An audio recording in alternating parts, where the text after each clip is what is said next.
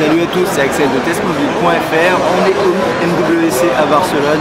Aujourd'hui, je vais vous présenter rapidement le Galaxy Mini 2, successeur du premier Galaxy Mini. Ça me paraît assez évident, qui avait d'ailleurs été annoncé l'année dernière. Donc c'est des appareils assez similaires. On ne retrouve pas tout ce qui est Geo, Fit, ces appareils-là qui avaient été annoncés au MWC l'année dernière, mais on retrouve le Mini et le Ace au moins.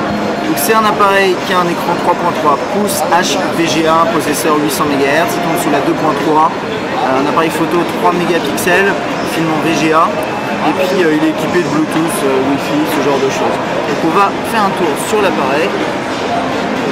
Alors l'écran 3.3 pouces que vous voyez ici. Visiblement on n'a pas de caméra frontale, bon, sur un appareil entrée de gamme ça me paraît assez logique. Voilà, donc là on a menu, retour et le bouton central. Micro USB a priori, off, verrouillé, déverrouillé, il n'y a rien sur l'autre côté. Jack 3.5, le volume, micro SD, petit slot là, c'est pas mal. Et ici on a l'arrière avec l'appareil photo 3 mégapixels, pas de flash, le haut-parleur juste à côté et une sorte de petit de design assez particulier, donc avec une toute petite bosse qui dépasse pas vraiment, c'est comme sur un Galaxy S par exemple. Et on a ici une petite différence de matière, donc là c'est du plastique mais on a trois couleurs en fait, là on a du chrome un peu, donc là ce plastique là gris, et là la coque arrière, c'est assez original. Pour Samsung c'est vrai que c'est sympa de voir quelques petites originalités même si c'est subtil sur ces terminaux. Alors, on va rentrer rapidement dans l'interface. Donc on voit que c'est une interface similaire en termes de surcouche au Ace Plus, pas au Ace 2, plutôt le Ace Plus avec une version plus limitée de TouchWiz. On a ici le tiroir des notifications, on va aller regarder rapidement le numéro de la version. Donc c'est 2.3.6. Hop, on revient en arrière.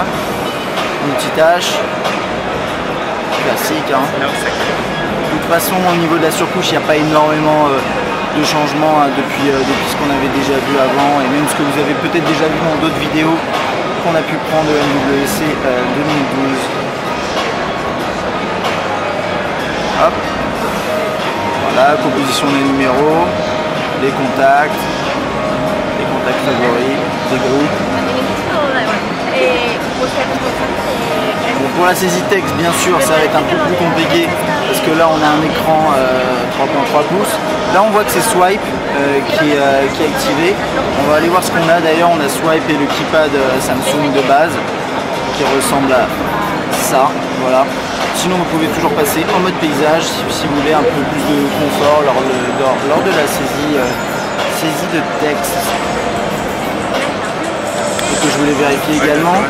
Voilà, il n'y a pas de mode colonne dans les messages et a priori c'est la même chose pour tout ce qui est email. Je ne sais pas si on aura l'occasion de voir ça. Hop, on passe dans le menu.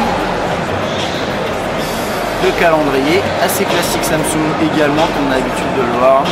Pour la musique, voilà, c'est le même player, il n'y a pas de gros changement là-dessus. Si on mentionne un morceau, voilà, on a ce lecteur là. Là on ne peut pas vraiment tester la qualité du haut-parleur avec le bruit qu'il y a autour de nous. Je pense que déjà vous avez du mal à m'entendre moi. L'appareil photo, donc ça c'est du 3 mégapixels comme je vous disais. Toc. Une interface qu'on a l'habitude de voir quand même, voilà, 3,2 ici.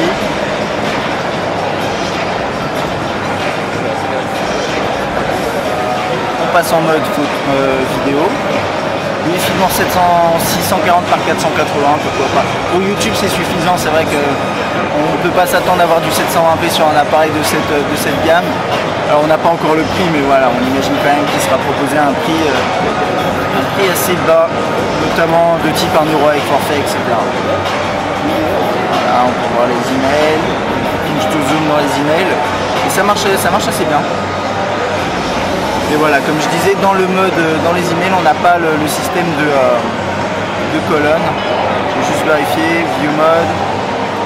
Non, conversation, il n'y a pas de mode de colonne. Voilà, c'est vraiment une fonctionnalité qu'on retrouve que sur les terminaux plutôt en gamme supérieure On va vite fait voir ce que ça vaut en zoom, dézoom dans une image.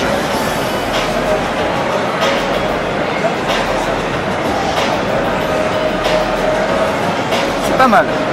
Je suis assez surpris d'ailleurs, ça fonctionne assez bien. Alors c'est peut-être des visuels. On va aller voir là. Hop. Ouais, oh non, ça reste assez fluide, donc c'est intéressant. J'ai hâte de voir ça lors d'un test sur un firmware définitif. Et puis c'est à peu près tout pour mon aperçu aujourd'hui du Galaxy Mini 2. Bien sûr, on aura l'occasion de le tester dans les prochaines semaines, j'espère. J'espère que cette vidéo vous a plu. À bientôt.